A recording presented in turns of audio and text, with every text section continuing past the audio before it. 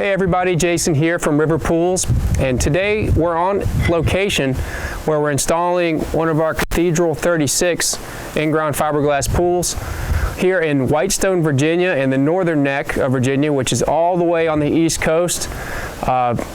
We are very close to the Chesapeake Bay. In fact, we're on a waterfront site today, and as you can see, we've excavated for this pool. And what we're going to talk about today is how to install an in-ground pool in an area with a high water table.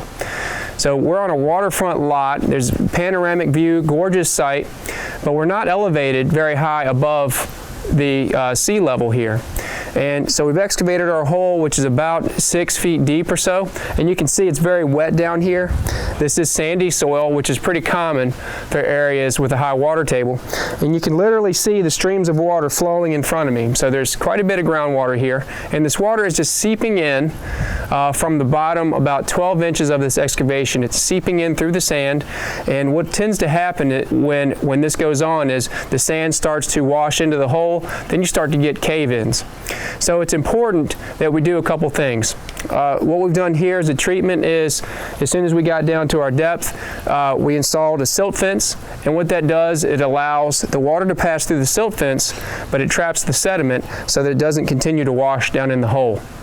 We also installed a submersible pump, and once we got down to our excavated depth, we overdug by about 6 inches or so, and we installed gravel down in there, and we put that pump on top of the gravel, and then that pump's constantly removing the groundwater, which is keeping this hole relatively dry so we can work down here until we get the pool installed. We also started digging from the deep end of the pool, and this allowed us, as we got down to our depth here, to work our way back up. If we would have started from our shallow end, the water would have continued to pool into the hole, and we would have constantly been digging into soupy, sloppy dirt. So if you can, in areas where you think you might hit groundwater, start from the deep end first. So in essence, what's going to happen next out here is, now that we've got our hole dug and dried out, we're going to put our gravel base down, we're going to set the pool in here, and the entire time this is happening, we're going to have this submersible pump running to continue to keep the hole dry.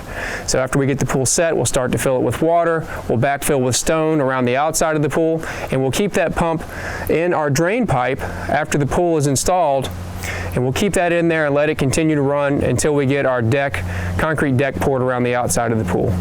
So this is how we treat high water table situations, and we hope you've learned a lot from it.